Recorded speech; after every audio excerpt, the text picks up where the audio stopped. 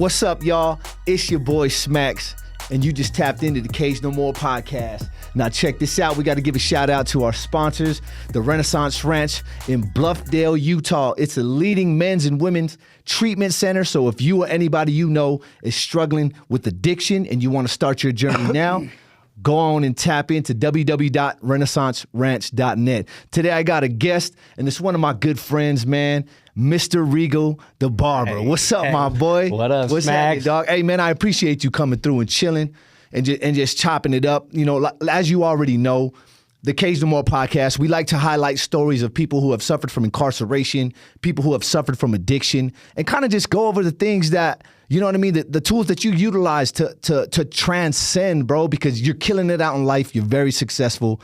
And like I said, dude, I'm glad you're here, my boy. Hey, Let's hear. Tell us a little about yourself, my boy. Hey, first of all, thank you, bro. I appreciate the kind words, bro. Yeah. And I appreciate our friendship, dog. Yeah, for sure, my boy. Since I met you, tapped in. It's All day. You know, it's almost like we knew each other forever. Yeah, That's why. dog.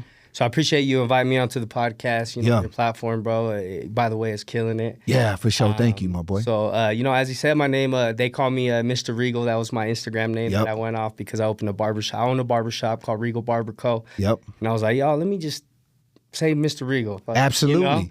And you drive that Regal with that big block, Yeah, boy. yeah. I had to get the Regal. I had to get the Regal to match. We had to get Yeah. the big boy Regal, the Grand National. So, Yeah. you know, with the big rims because I love it. Absolutely. It's my baby right there. Yeah. And like I said, you're doing very successful, my boy. You out here killing it in life. But as we all know, nobody is just born successful. Yeah. It started somewhere. Yeah. You know what I mean? Let's hear it, my boy. Yeah, I mean, I like you said, I wasn't born successful. Yeah. You know, I grew up. You know, I had my mom, my stepdad. It wasn't. You know, I grew. I was loved. Yeah. You know, by my mom and my stepdad, and I had a couple sisters that I grew up with. And you know, growing up, man, we just, you know, just like anything, we didn't have a lot. You know, Yeah. I remember getting hand-me-downs. I remember getting, Absolutely. you know, bags of clothes that my mom's like, hey, my friend from work, she gave us some nice clothes, you know, from her son. And I'm like, oh, hell yeah. So Yeah. then you know, we got them, and I'm like, I was happy. You know what I mean? For I'm sure. like, hell yeah, a whole bunch of new clothes. Put them on, bam, For they sure. were baggy as hell. I remember I'm like, those days, damn, too. man. She's like, yeah, he got you some nice jabots. I'm like, oh, tight. Oh, yeah, you got them hand-me-down jabos. That's what I'm talking about, dog. Yeah, bro. So, you know, growing up, I didn't, you know, wasn't super wealthy, but, you know, there was food on the table and stuff Yeah. like that. You know, sometimes it was a struggle, but, you know, I always remember just, you know, my mom working hard, my stepdad working hard and shit. Yeah. But, you know, obviously in households where people's parents work hard, what do the kids do, man? Yeah. They got some idle time. Idle time, you know, boy. idle Devil's time, playground. You know, and that's, you know, I started young. I always want to be a hustler, right? Like, Yeah. 'cause I was the only boy in my household growing up, and I had 3 sisters. Okay. So I remember, like, damn, man, I feel like, damn, I'm the boy. I'm getting kind of shit on. Like, I ain't Yeah. getting shit that the girls do, you know? And I was in the middle. So I just remember always hustling, you know, Yeah. like the neighbors, like, hey, you want to come do my lawn? Oh, hell yeah. You could do my edges for extra. You could do the backyard for extra. I'm like, oh, yeah, let me do yeah. that. Boom, go to my grandma's house. They're like, hey, come mow my lawn. I'm like, hell yeah. You know, I remember 8, 9 years old pushing the lawnmower. That shit was taller than me. You know what I mean? I That's was so like pushing dope, it, dog. even pushing the bottom bar, Yeah. just getting it, you know, and I was willing to do it. You know, Absolutely. my great grandma, RIP, she was really strict in attention to detail. You know, she'd Okay. be like, hey, come do it. And if I didn't do it right, she made me run over it again. Man, you know, I so love that. but it was good because then that kind of gave me my first taste of money. Yeah. And how to work for my money. Yep. So at a young age, like I'm grateful for the people around me and the opportunities because then I'm like, damn, I like that. You know, I wanted stuff. I wanted stuff. Absolutely. You know what I mean? So, you know, went to school, started, you know, I was always a little wild, started getting in trouble. You know, I remember sloughing school, like ditching school in 6th grade. And I remember, like, we had 4-wheelers that we would still, like, I would Dip stick out. in the backyard. Yeah, and dog. Slough, ditch school with the girls, the boys, and, Yup. and just, you know, do Yup. some wild shit. Being young and crazy. Yeah, man. Start getting into, you know, smoking at a young age. Like, you know, I hope my kids don't try it that young. You know what I Absolutely, mean? dog. But you know, I just had so much free time, And back then there wasn't cell phones. There wasn't really a way for parents to keep an eye on their kids as much as absolutely we can do right now. You know, I'm thankful for technology. I got GPS on my kids' Bro. phones. Like I'm on it because I know Bro. it's the potential. Yeah, dog. And that's crazy. Like, that's such a big difference, bro. Like, the age that we from, it's like, come home when the lights go out. Yeah. It's not like, hey, where you at? What you doing? Like, we out there mobbing around and doing whatever we doing. And a lot of times that's the reason why we get into the lifestyle that we have gotten into, you know what I mean? Right. So you're young and you're running around with hustle. Yeah, exactly. So that's how I started. Started getting in trouble here and there.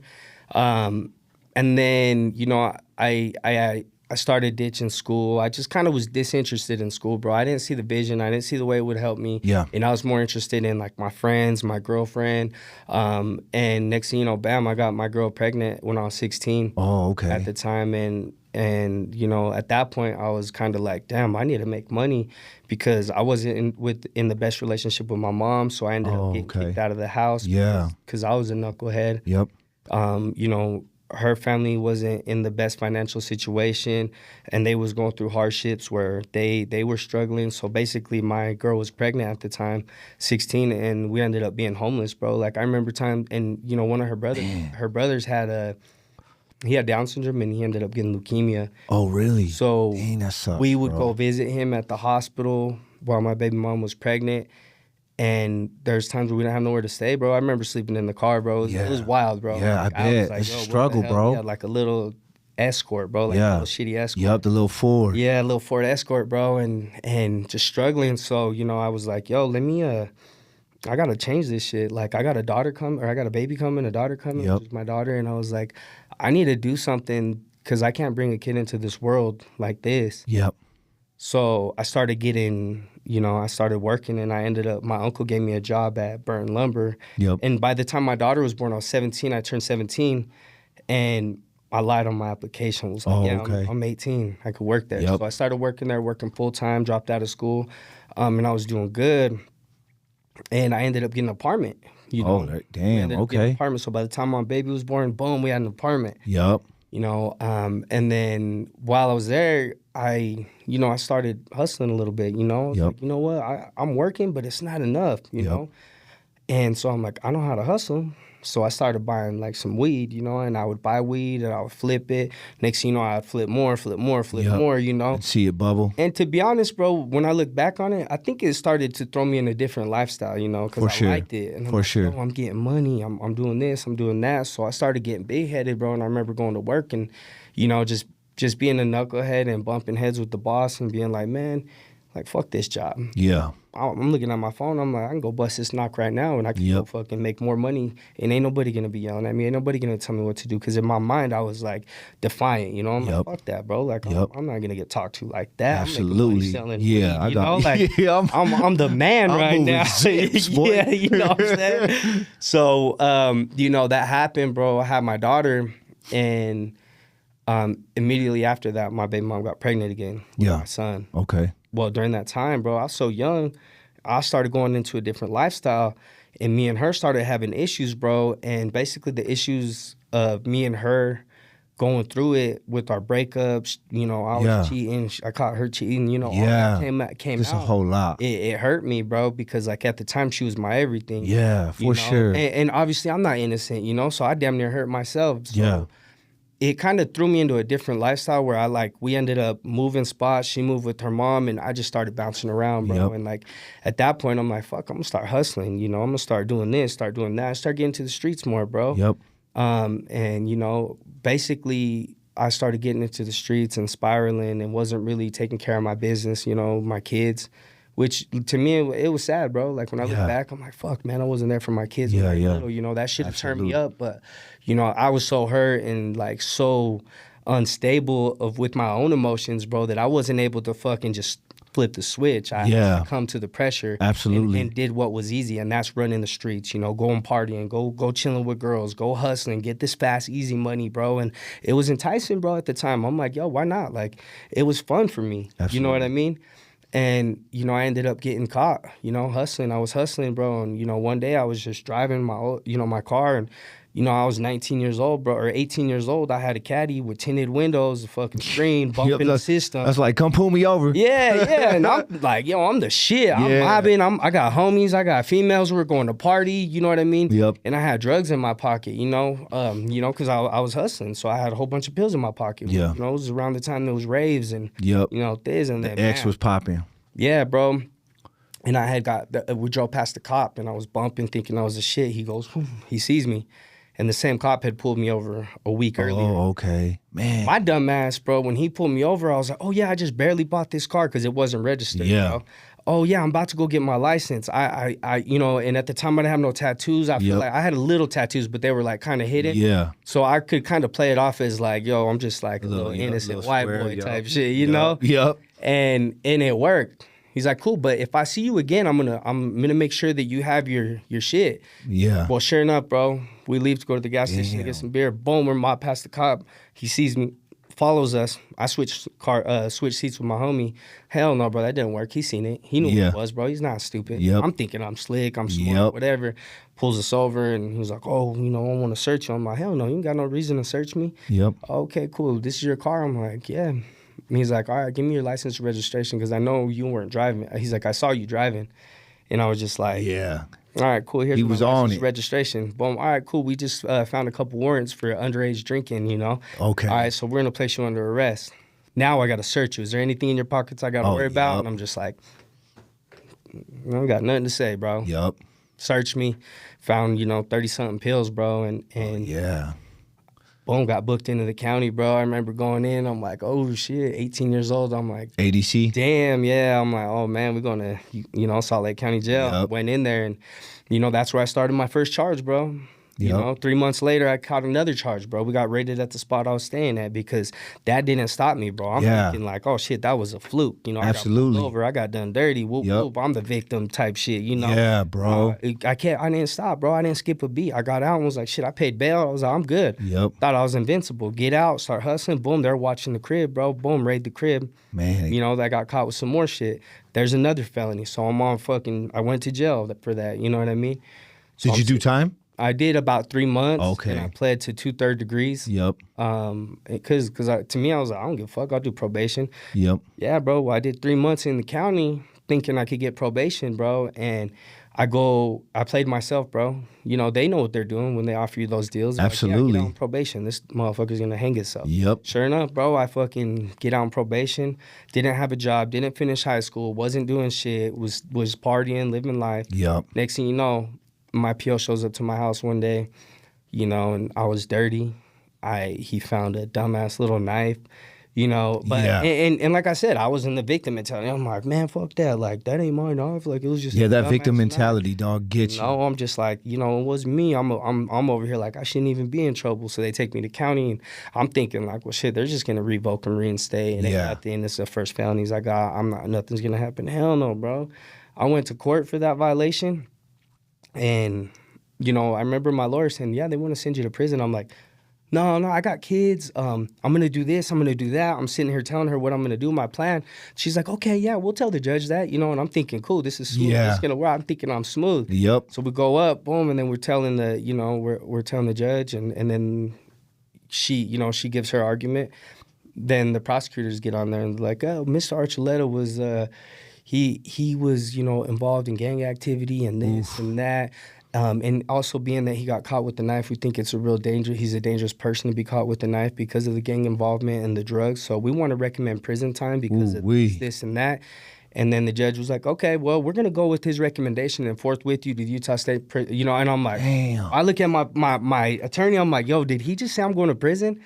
And how old was you at the time? I was, so by the time I got the charges, went to court, all that, I ended up being like 20, 21. Oh, okay, so you barely a legal adult, dog. Yeah, 21.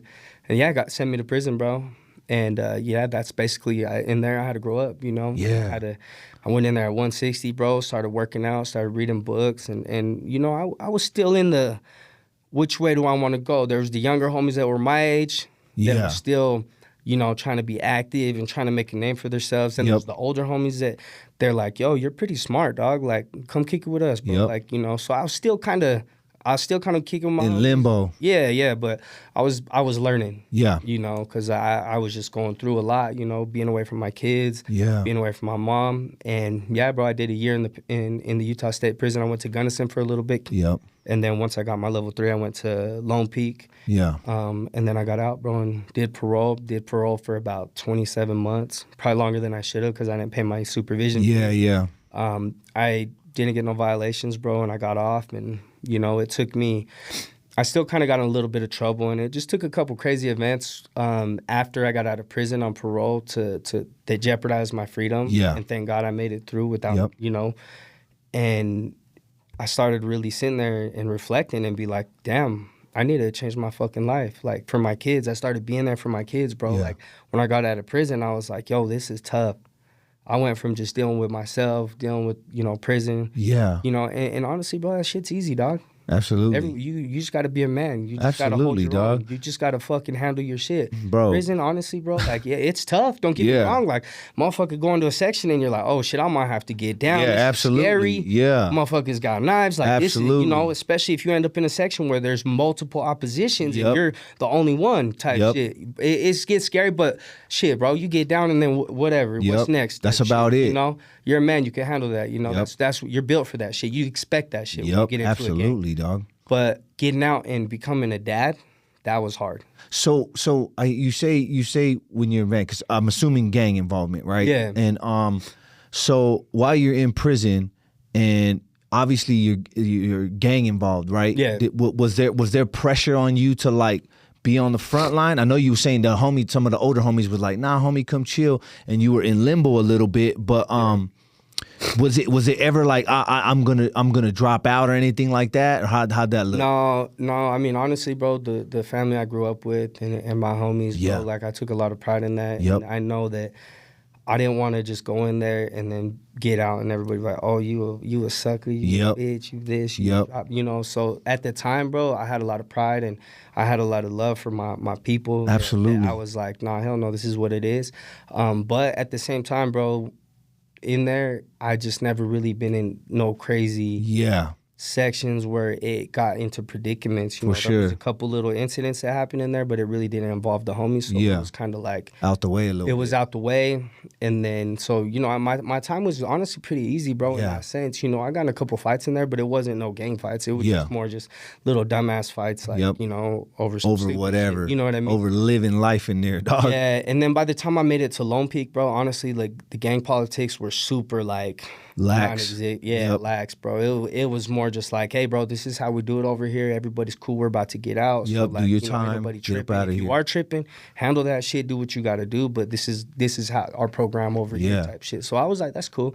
So I, you know, thankfully I didn't do a lot of time, and I really didn't get put in a position. Yep. So it wasn't no crazy ass time where I was like, yo, I seen some crazy shit. I was max. I was thinking, you know, like, that's good. Yeah. That's good. That's real good. So you said you were saying that you kind of were like it after that last year you did, you kind of changed a little bit. I wouldn't say changed, but it sparked some type of being around the kids, and so you felt like you needed to do something different. Is that what it was? Yeah, when I got out, man, I started being a dad, and I started dealing with different pressures of life. Yeah, man. And I had to pay child support. I had to take care of my home. I had to work. I had to get up early, go work in the cold, go work in the winter. And there's just different things, bro, and it was hard, you know, having patience with the kids, because at the time I had my stepson, my daughter, and my other son, they were all a year apart. Yeah. So it's basically like, you know, they're like 5, 6, 7, you know, they're just all a year apart, and it was just it was tough. So, you know, I dealt with that for a while, bro, and after working all that, I decided, you know, I had my other son on the way. Okay. I said, damn, I need to fucking change my life, because I wasn't making a lot of money because I was doing construction. They're not the best jobs. Yeah. Some of them are, don't get me wrong. And they're backbreaking. Yeah. I mean, I remember seeing somebody that was a lot older than me and being like, damn, that's going to be me if I don't, I keep working here type shit. Absolutely. You know, no shade against him. He's doing what he got to do to handle this shit, but I just know I don't see myself doing it. I don't want to do that, bro. Like, I'm smart. Yep. You know, I knew what I got inside of me. Yep. I just need to get myself out of this rut. So basically, I got a good job, laid off, boom. And I hit a moment where it's like, damn, what do I do? And, you know, thankfully for good people, good mentors, you know, my homie Jody, my barber, he was like, hey, bro, you should go to barber school, you know? And I was like, he had mentioned that a long time ago. I kind of toyed with it, but at that point in my life, bro, I was like, damn, you know what? I'm going to call them. I'm going to set something up. And I did, bro. It started a week later. Yeah. You know, and that was the point where I really had to change my mindset, my life, my, you know, all the gang shit. I had to fucking realize, damn, I got to leave that behind. Yeah. Because I'm investing this money, this time, and this new career. Like, absolutely. How does that work? It doesn't, bro. I have to really tighten the fuck up. Yeah. So man, I love that. That was my real pivotal moment from making the decision in my head, like, yo, I need to grow the fuck up right now. Yeah. And all that stuff prior to you starting your barbering career, bro, I'm sure this laid a solid foundation for a lot of the way you move right now. Yeah. Because like I said, dude, you're on like your 5th barber shop right now, right? No, I only got 2 right now. Okay, 2, because bro, well the hustle was saying 4 and 5, dog. Yeah. You know what I mean? You're all over social media. So I opened one, upgraded it to another one. Yep. And then I had a couple other business ventures that I helped start up and stuff like that. Yeah. And then, you know, a shop in Colombia I helped start up, and I had a shop in Orem that I started up that, you know, it just wasn't working. I had to choose between like, okay, am I going to spread myself this thin, or am I going to just be a little more intimate with my barbers and be able to be more impactful as a mentor, as a person? Yeah. Because that's what I like doing. Absolutely. So I kind of had to make the decision to kind of lower, like, you know, only have 2 shops. Oh, okay. That way I could really be more of a mentor. Like, absolutely, I like, you know? Free up some space. It's not always about like, okay, I'm gonna open. I could. Don't get me wrong. I could open 5 shops. Yeah, that's definitely something that I could do. Like, it's I've done it, bro. It's not hard to do that. But what kind of a mentor can I be to the people directly that work for me, that work alongside me? Love that. I like working alongside my barbers. I like being in the shop, working next to them, mentoring them, watching them. And not only mentoring them when it comes to barbering, but just really life, you know? Yeah. Like, yo, a lot of these dudes are young, bro. We turning boys to men around here. Absolutely, you know? dog. Regal. Absolutely, so dog. I enjoy being part of that. You know, that's part of what I do now that I enjoy is just uplifting men that I even see myself in sometimes. And I'm just like, yo, I used to be like that. Let me help you fucking skip a couple steps and let me take you up. Absolutely. Because it took me how long to get here? Imagine what you can do. Yeah. So I enjoy doing that. Man, I love that, bro. And like it takes maturity, bro, to be like, you know what, I can open 5 barbershops if I want. Yeah. Because I know you can. You know what I mean? But to pull yourself back and say, you know what, I need to be able to balance myself out so I'm able to be able to give myself, because that's what you're doing. Right. You're giving yourself. You're not only giving your knowledge, you're giving your energy to the young ones, to whoever it is you're lacing up, man. So that takes a lot, man. So thank you, bro. Yeah, absolutely. And then so I could do things like when you took us to the prison. Yeah. You go talk to the inmates. Yeah. You know, going to Decker Lake, going to the DT, doing stuff like that, bro. If I got 5 shops, I don't really have time to do that, bro. Absolutely. To get back to my people, to my community. Absolutely. You know what I'm saying? And I would feel like that stuff is more fulfilling. Well, I would just as equally as fulfilling. Oh, I'll tell you like this, bro. I've went and cut for big execs where they're like, yo, come cut, you know, this person, that person. Yeah. And I've done like, you know, it won't be a lot of cuts, but they're going to pay me a high ticket. Yeah. And it's cool, bro. And I leave and I'm like exhausted. I'm spam. Yeah. And that was tough, you know, and I'm not, hell yeah, I got a bag. Okay, but then fast forward to like going cutting at the DT, bro. Yeah. I go over there, talk to them, cut them, you know, or we just went to Farmington Bay, you know what I mean? Cut the whole time there, boom, nonstop, bro. I leave there, bro, and I leave feeling happy, fulfilled. Man, that's so dope. You know, I'm like, yo, this was fire, bro. Like I just talked to some little youngsters that they're on the edge about getting in trouble, and I ain't over there saying, don't do this, don't do that. Yeah. Because I know that shit don't work. Because you try to tell me, don't do this, don't do that. I'm like, motherfucker, I'm going to do what the fuck I do. Absolutely. Right? So I'm not approaching these little youngsters like that, bro. And I'm cutting them up, making them feel good, making them fresh, and be like, damn. They're sitting there like, damn, this is a good dude. Like, and he's giving me some good game, relatable game. I want to be able to do that. If I open multiple shops, bro, I'm not going to lie, bro. I don't have time for that. Absolutely. I won't have the energy for it. Like, I'm going to be running business systems. Yeah, bro. Like, I'm going to be dialed in, which is cool, but that's not the life I want to live. Absolutely. You know what I mean? What's up, my boy? You looking for treatment? You tired of going in and out of prison? Come on, I got you. Well, here at the ranch, we don't just diagnose your addiction. We teach you the necessary tools you'll need to combat drug use and repeated incarceration. They say I'm flexing when I smile.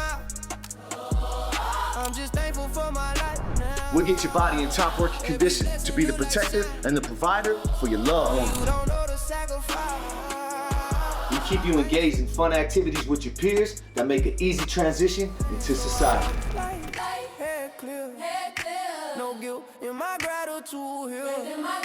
We get you engaged in activities you may not usually do to bring the best version of yourself. We are not just therapists, counselors, and teachers. We are a family, and we are a brotherhood. So if you're ready to start your journey today, have your caseworker reach out, set up a professional visit with me, or have your family reach out to get you started. Oh yeah, before I forget, we take TAM Medicaid for housing too.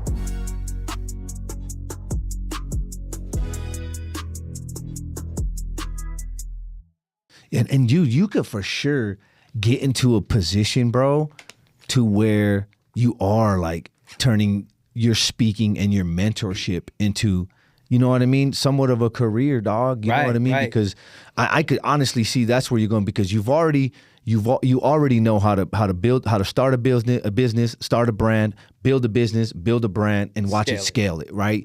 And dog, just to sit back and watch you do that shit, bro, is just so dope. So you can for sure take that into that space.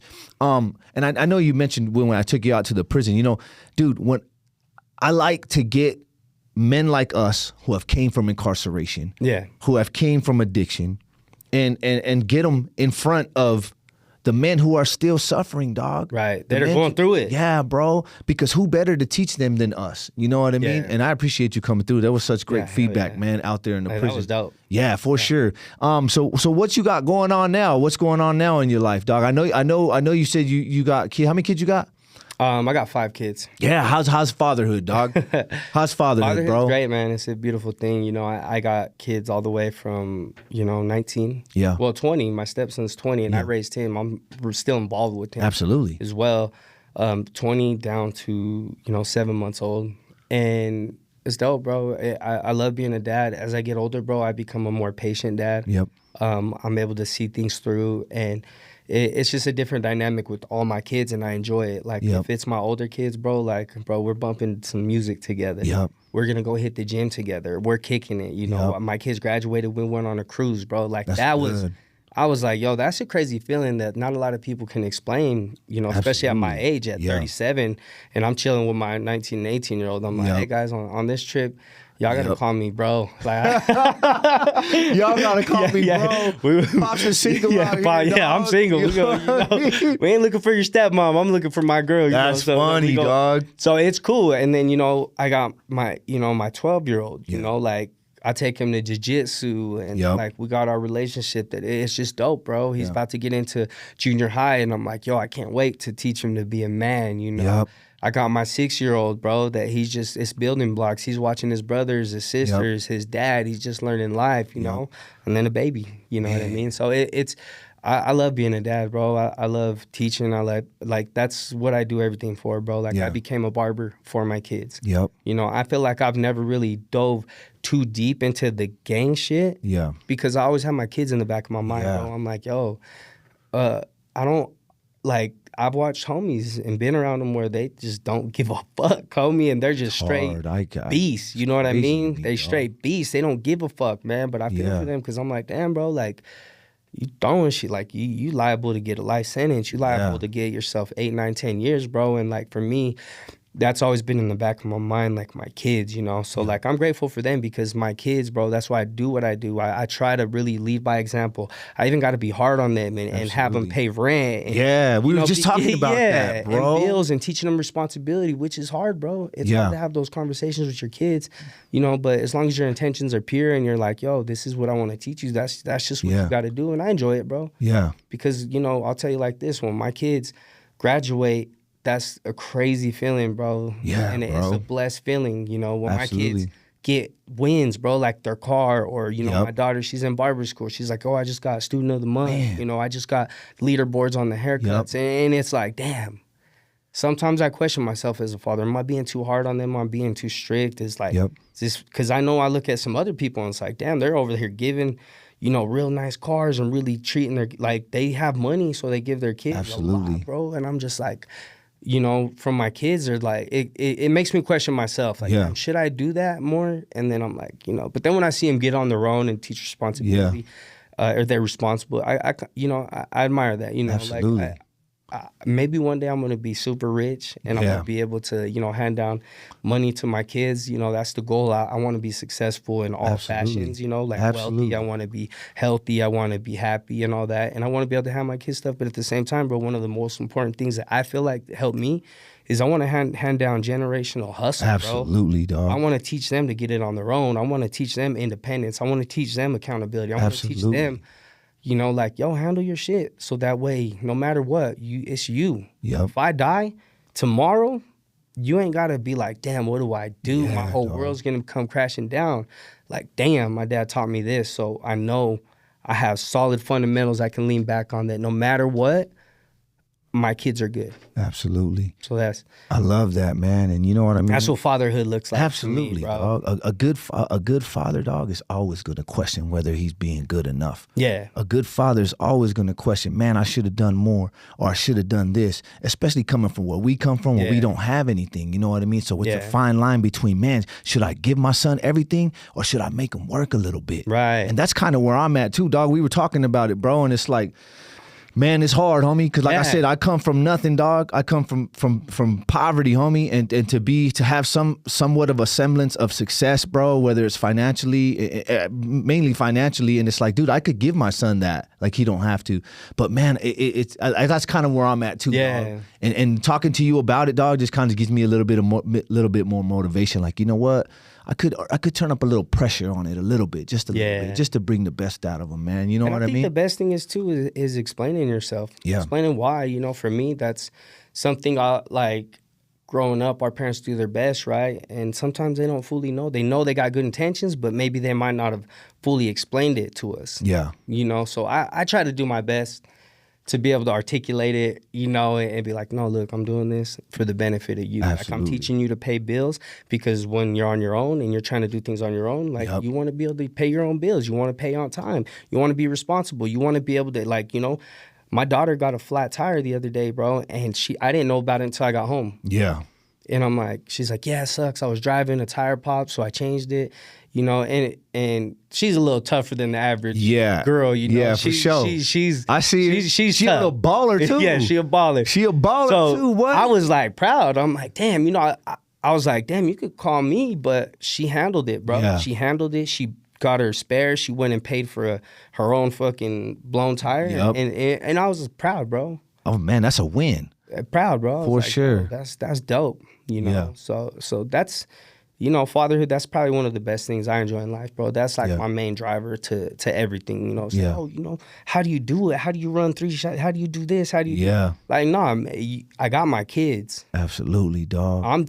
They're watching me closely. Absolutely. And they're making, you know, if I fuck up, they're going to be watching me, you know, because I'm on their ass. So I got to make sure I'm fucking up the minimal. You know what I mean? Because I gotta lead. I gotta be a good example to them. Man, I love that, dog. Yeah. And you know, I know you've had a rough life too, dog, coming up, homie. And it's like, how important do you think it is, right? Because there's so much influence going on right now in the world. There's influence on negative things, influence on things that doesn't benefit you in any way, shape, or form. And to have kids and even influence like on gang life and all, because that's glorified right now. Right. A lot of the, oh man, I'm a hood guy, I'm in a gang, like that's glorified. Like, how important do you feel it is for yourself to possibly be so much of an example to your kids that they're not influenced to live that life? It's crucial. It's detrimental, bro. Like, how am I gonna tell my kids don't do something and I'm out here gangbanging, I'm out here shooting, I'm out here doing this, you know what I mean?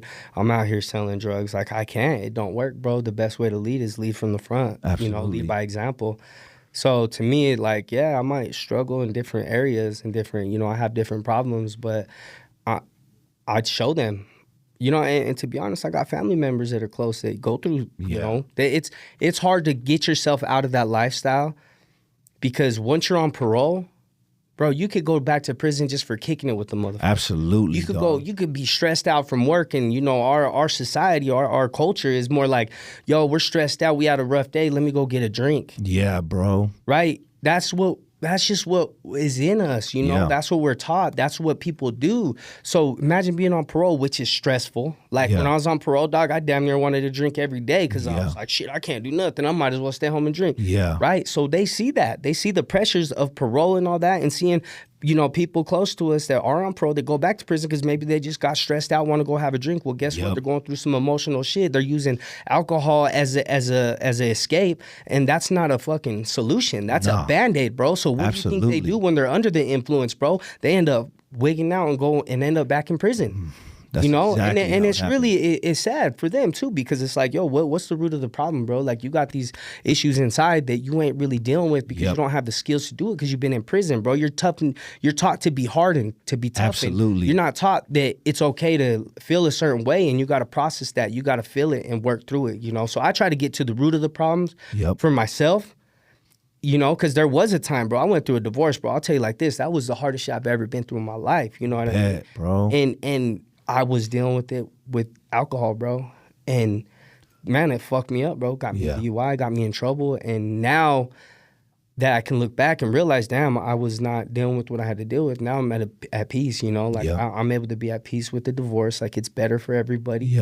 And if I go through issues, bro, I'm gonna deal with that shit internally rather than fucking use substance or alcohol. For sure, dog. And be like, and just be avoidant, bro. Like, no, I'm gonna just fucking be by myself, sit in my feelings, and be a little motherfucking, you know, be sad, be whatever, bro. And that's okay, you know. Absolutely, and that's what I want to teach bro. my kids, you know, like just by example.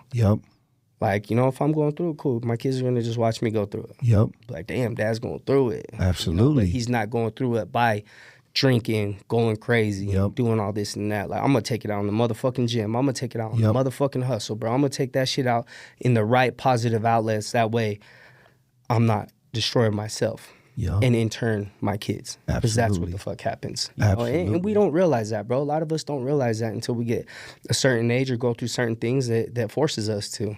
Absolutely.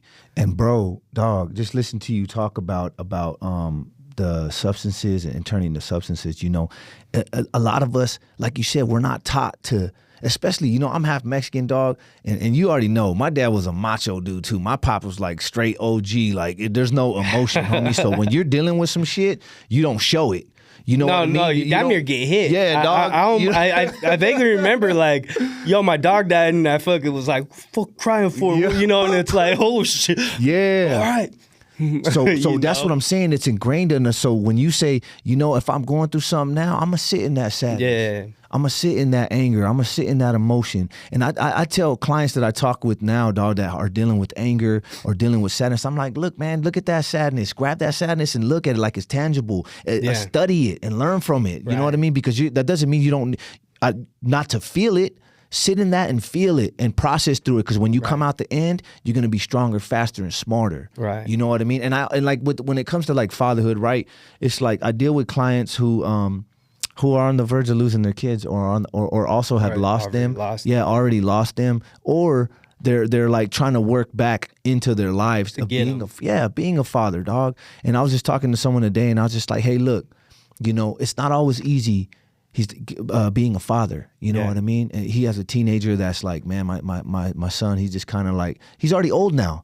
You've already created a bunch of trauma in his life from drinking, from alcohol, and now you're getting sobered up, so you want to get back into his life. It's not going to be easy. No. But one thing that our kids understand is the language of love. I said, no matter what it is that you're doing in your life and what you've done, continue to add deposits of love in that bank. Right.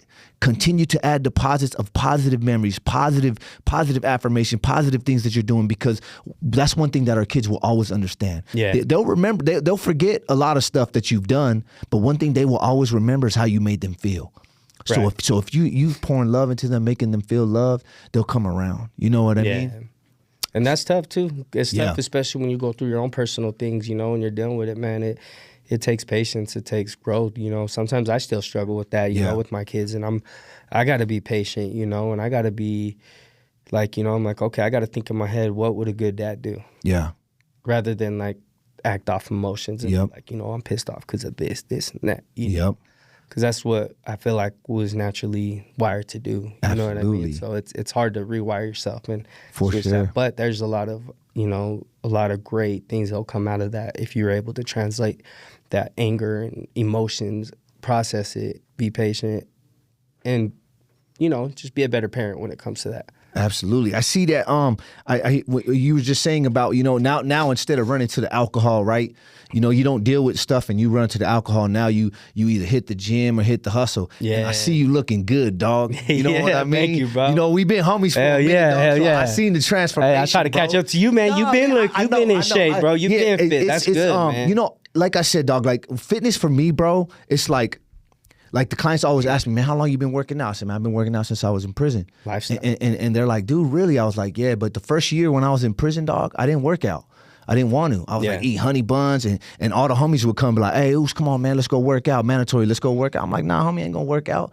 Come take me to the cell, beat me up, nigga, I'll come work out. I can fight. Nah, Oosh, whatever, man, you good, whatever. When are we gonna leave you alone? Yeah. And one day, I was in the section, bro, and they popped the doors, and that was when they had A and B rec. So they were separating the norteños and the sureños, and they popped the door on the sureños at the wrong time, and one of the other homies, and we're in Oakers, bro. So they're like in the section next to us, bro. As soon as they popped the doors, 3 little fools ran out, poking this fool, poking him, dog. And I'm watching this dude. Like, these dudes are small. They're little guys. Yeah. He's big. Yeah. But he's running around, tripping over himself, boom, because he's getting tired, boom, trying to get up. He's like losing his breath, bro. And they're like, bro, it's like losing blood, dog. And then the officers, bro, they don't come in there to save you, homie. They close the doors, rack you in, and say, hey, man, get to the cell. And if you don't, they'll start shooting you with their little pepper balls. But I watched this dude get stabbed up, homie. And I watched, and what I constituted in my mind was, man, that fool was so out of shape, dog. He almost lost his life, dog. He almost lost his life. And it clicked in me. So from that day forward, you've been, dog, they put, hey, homie, what time? Homie, look, they put us on, bro. After that stabbing, bro, it was like 2013. Yeah, they put us on lockdown, bro, for like 4 months. Oh damn! On 23-1, we couldn't come out. Yeah, they locked the whole prison down, dog, because of that situation. They wasn't sure how to react. If it was, they didn't know if it was gonna crack off. Crack off. So we was in lockdown, homie, and I remember sitting in my cell, and I was like, man, that's never gonna happen to me. So in my cell while we were locked down, I started doing burpees, homie. Yeah, I started doing burpees. I did 100 burpees, doing 200 burpees, 300 burpees every night, dog. Yeah, and then when I came out, because I knew the homies were gonna get back to their routine. Right. As soon as I came out and they started getting in line to do I jumped right in line with them. They were like, damn. Oh shit. What's up, Smacks? You finna come work out? I said, hell yeah, nigga. And I never looked back, bro. I've been working out. I've been working out ever since, bro. And fitness has been an integral part of my growth, dog. Yeah. Because I feel like it balances me out. People are like, dude, you're trying to look good. Is that what it's not? It has nothing to do with that. Right. Has everything to do with my emotional regulation. Right. Has everything to do with me. Yeah. Has everything to do with me vibrating at the highest frequency. I'm gonna tell you right now, you're in the gym, hitting the gym, you're at the highest vibration as a man could be. Right. Period. You're not feeling bad, you're feeling good. The dopamine is firing off in your brain because it's a feel good thing. You feel good energy, about it. You walk with better posture. You're just feeling good. So I see. So like I said, I know you do some work with the boxing gym. I know that's another big thing in the fitness. So how did your fitness play into your reality as far as when did it start and why did it start? I want to say in prison, bro, is when it first started. Same thing, like, hey, homie's like, hey, bro, mandatory burpees. And the first time it was like, 15 down, burpees. And I'm like, all right, cool. I did that. Shit was gas, bro. Yep. And then we do it 3 days, I just did it multiple times. And then I hit another section. The homies were working out. I tried to hop in with them. And, bro, they was just going crazy, bro. I had days where I remember walking like stiff because doing legs so viciously. They're over here lunging the track, doing squats with people on them. And I was like, yo, this is crazy. So, like I said, I went into prison weighing like 160. Yep. And then I ended up going to Lone Peak where they had weights. And, I was already doing push-ups, burpees and stuff like that. I ended up benching pretty strong weight for my size. I've always been pretty strong for my size. And you know, that's kind of where it started. And then I got out 190, and I was like, yo, damn, I feel good. I'm bigger, baby. What's up? Yeah. You know. So then after that, you know, I got a homie like my same barber homie that put me on the barbering. He was always like, yo, let's hit the gym. He stayed active, you know. So I've always kind of been on and off at the gym. And then just recent, maybe like 6 months ago, even the end of last summer, bro. When I was about to have my baby, I was like, yo, I had to do some self-reflection, bro. Like just having a baby at this, you know, a little bit later in life at 37 and not being with the mom. And I'm like, yo, I'm fucking up. You know, I had to really tighten up. So one thing that I started giving up was like more alcohol and started stepping away from that. And to be honest, bro, my fitness goals never really got met because alcohol. Yeah.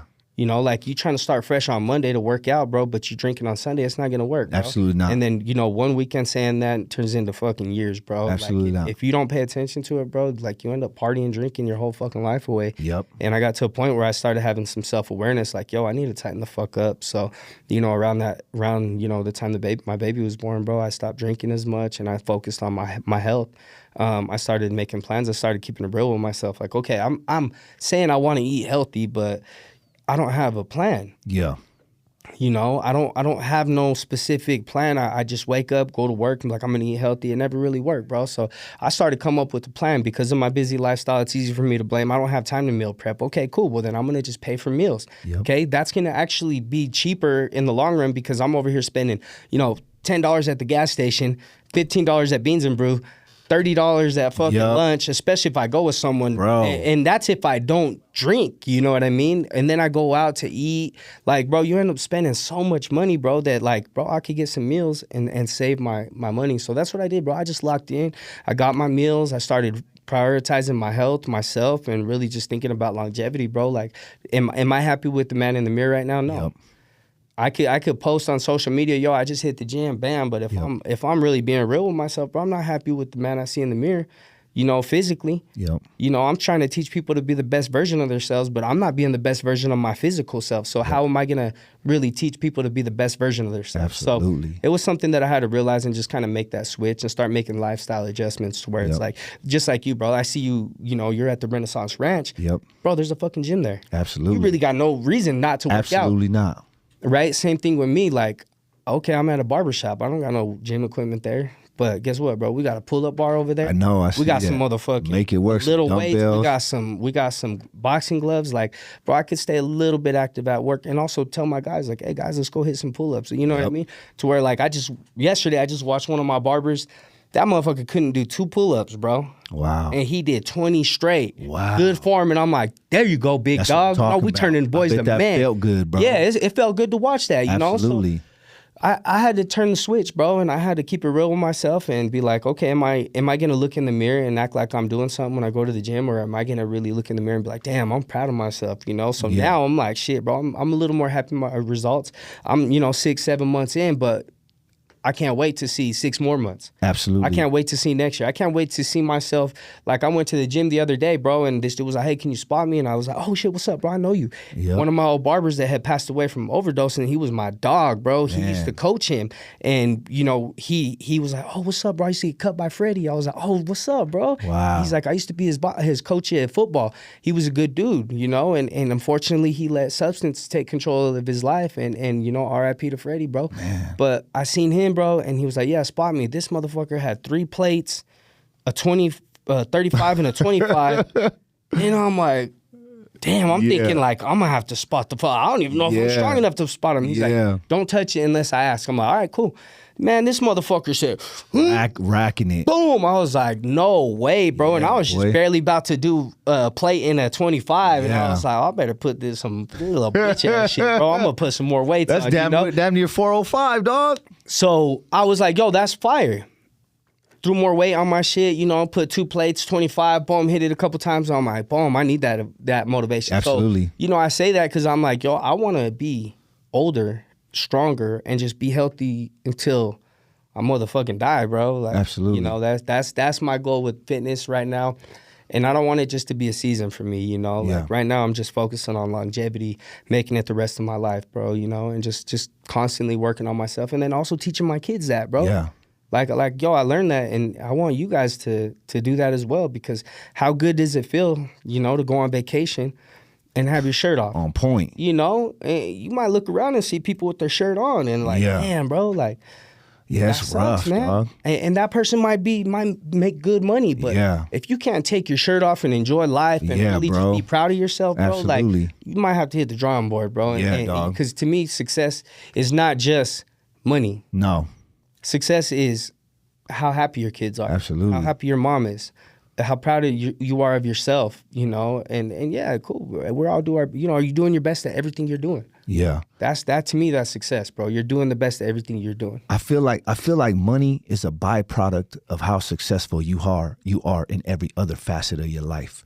You feel me? If you're like you on point with your physical, you on point with your mental, you on point with everything else in life that has nothing to do with money, it's gonna attract that. Money's just gonna fall in your lap. Yeah, dog. You're gonna be around the right people. Come on now. You know, the same thing with barbering, right? Like as long as my mind's right and I'm growing myself, bro, guess what? The clients that are willing to pay $100 and not skip a beat, absolutely, they just end up in my chair. I know. You know, and it's because word of mouth too. Hey, bro, you got to come see my barber. He's dope as fuck. He's good at what he does. He's one of the best in the state, and he's a hustler too. Like he got his game. Like you ain't just gonna sit there and, you know, talk to the average barber that's like, oh yeah, I partied, I did some, you know, I went to the rave, I did, like, yeah, that's low vibrational. Absolutely. We talking about the gym. We talking about, you know, supplements and books and podcasts and things to help elevate ourselves and the people around us.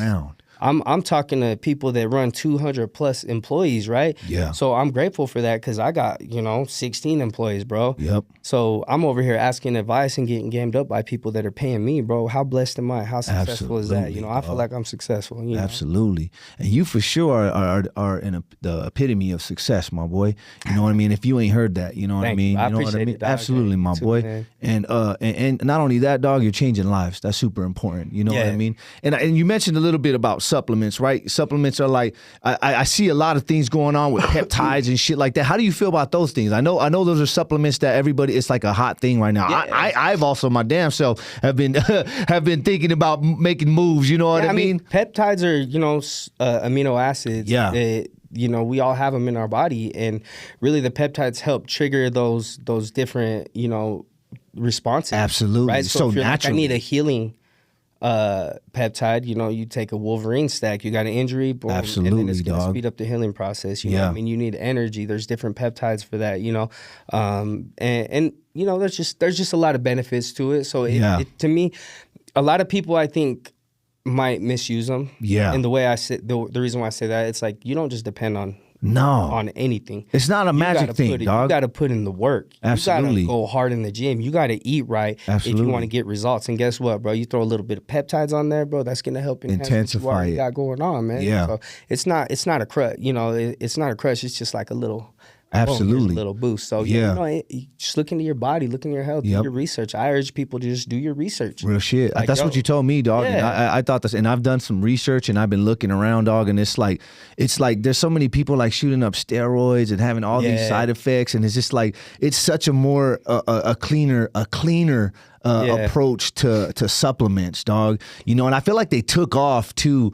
You know, Joe Rogan has talked about it a lot, dog. Like Joe Rogan is a big Wolverine stat guy. He talks about I took some Wolverine this morning. Yeah, I know you was telling me, bro. Yeah. And I'm just like, man, bro. And honestly, dog, when you get up in age, bro, it's a lot harder to accomplish what you're trying to accomplish, bro. Yeah. And that just comes along with age, bro. So when there's supplements out there to help you to trigger these things that are supposed to happen naturally in your body to help you get there, bro, man, I'm all for it, dog. Yeah, I don't recommend people that are under 30 to even worry about peptides. Absolutely, don't worry about dog. that. Get it bro. Out the mud. Yeah, for sure. Yep. You know, I feel like peptides are good for people that are active, that really just want to take shit to the next level. Yep. You know, even pain and joints. Like, dog, I went running in the mountains and I fucking was beat. I was like, yo, my hips hurt, my legs, my shins. Like, yo, I need some peptides to help Yeah. this healing process, you know, because Absolutely. I'm not young no more. For sure. So for me, that's what peptides can do. They Absolutely. can help up the healing process in certain things. Love that. Energy, you know, and just take care of your body, you know, because it's all about taking care of yourself. Oh, for sure. That's paramount. And like anything, dude, it's like for all the listeners out there, if you're overdoing stuff, like especially when we are instinctively wired to have an addictive personality, dog. Yeah. There's a fine line between trying to better yourself and just overdoing it. Just right. You know what I mean? Yeah. And that's something that people need to be cognizant about, and it need to be be on top of that, because the next thing you know, bro, you're just like overdoing something and you have some adverse effect in some way, shape, or form. Yeah. Exactly. You know what I mean? But yeah, dog, like I said, bro, you're killing it, man. What you got going on with what's Mr. Regal working on now? What do you got planned? What are things going on with the barbershops? Right now, I feel like I really want to maximize my shops. I want to get my people busy, booked, being the best version of themselves. I want to mentor them. I want to polish my systems. I want to, you know, work on my health, work on my kids. And right now, you know, it's just building on what I have, bro. One thing that I learned is I don't try, like, if I try to stack too much and try so much other things, that takes away, like, what I really enjoy doing. So I try to stay aligned with what I enjoy doing, my passion and stuff like that. So right now, bro, I'm locked in on everything I'm doing. I'm trying to maximize it. And then just trying to really grow myself and learn about myself and heal, like, myself, my body, dog. Just everything, bro, and people around me. So, you know, right now it's just growing, expanding my empire that I've already started on. My daughter, like we talked about, she's in barber school. So I saw that. She's my next, my boy. She's hey, bro, I'm proud of her. And, absolutely. You know, I help people all day develop themselves and develop their career. Now I got a chance to develop my daughter, and guess what, bro? I'm gonna make her better than me. Absolutely. I'm gonna show her how to open a business, set up she's already setting up her credit. Her credit score is going crazy. Love that. She's already getting, like, you know, dope credit cards, and I'm telling her, yo, keep yourself at 30-40% utilization. Gaming Don't depend on this. 30%. Make sure that you pay that off and you're not sitting there creating debt. And then watch your credit grow. Let's get your financials right so you can get in a position to buy a house or to start a business. You want to open your own business? Cool. So now our conversation is she's in barber school teaching, bro. She's helping her peers. They're coming to her because they started at the same time, but she got a little cheat code, bro. Yeah. Like, she got a little ahead. I had her cutting hair when she was like 11, bro. I'm like, hey, come bald this out, go over the top, do this. She pays attention to details. She's smart. She's focused. So really it's like, in my mind, bro, like my kids are the next thing that I want to help develop. I love that. Also, well, you know, we'll see what I got going on, bro. Like, I really want to be successful and make more money. So I've been thinking about, like, more coaching, just like you were saying earlier that you saw me. Like, dog. You know, we're in a whole different, you know, age where social media and online courses is next level. So I don't want to say too much, but I definitely want to grow myself and put myself in a position where I could possibly do that and possibly influence people around the world rather than just my sector. You know what I'm saying? Dog. So if I could do that and expand and really do that, like that, to me, that's living my life optimal, like what I want to do and reach other people. Absolutely. And also I still want to be able to help with the incarceration, you know, people in incarceration, with the youth at risk, you know. Of course. You know, I think me and you got to have a conversation. What can we do on some gang prevention, bro? There's a lot of shootings out here. There's a lot of young kids, bro, that are just killing people, that are throwing away their own lives and ruining other lives, bro. Ruining families, bro. And, like, our reach, our influence, bro. Man, you've already done a lot. You know, I've done my part. Absolutely. Now it's like, cool. Let's build these bridges, bro. Let's get it cracking and let's help the community as well. You know, like, it ain't always about, like, doing shit to make money. Because to be honest, bro, whenever I do these fundraisers, when I do anything, I don't do that shit to make money, bro. Like, I do that shit out the muscle, out of my heart, just bro. Because I enjoy it. You know what I mean? Absolutely. If it makes sense and we can grow it and expand it, reinvest, like, that's cool. And, you know, we'll do that. But, you know, I definitely love doing that. And I feel like there's just a need, bro. I've had people reach out to me, hey, do you have anybody that could talk to my son? Do you have anything? You know, and to me, I hate being like, right now I don't. Yeah, dog.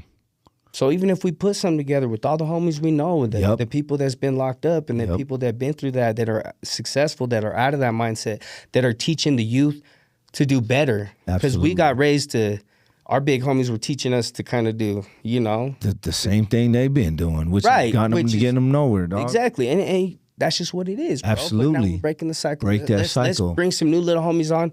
Yep. But let's put them on the right direction, bro. Let's so I guess we're gonna have to stay tuned for that because I think that's something that we could really Absolutely. And I love that, man. And we for sure could collaborate with not only ourselves, but hearing you say that, I've already got a few thoughts in my few candidates in my head. I'm like, okay, cool, dog. We got the people. Absolutely. I know we can sit at the table, brainstorm, and put something nice together, man. Yeah. And dude, I wanna commend you, my boy, because you're in a position where you've leveraged your past, dog, to be able to not only steer the young ones and your kids as well from going in the wrong direction, bro, but you're creating growth and you're creating lasting growth for men, for women, for young youth, homie, and bro, you're killing it. And I love it, dog. Thank you, I love bro. it, my boy. Appreciate You so much, man. And dog, you always welcome to come back and chop it up with your boy, man. Hell yeah, bro. Appreciate you, my boy. Hey, man, so make sure y'all take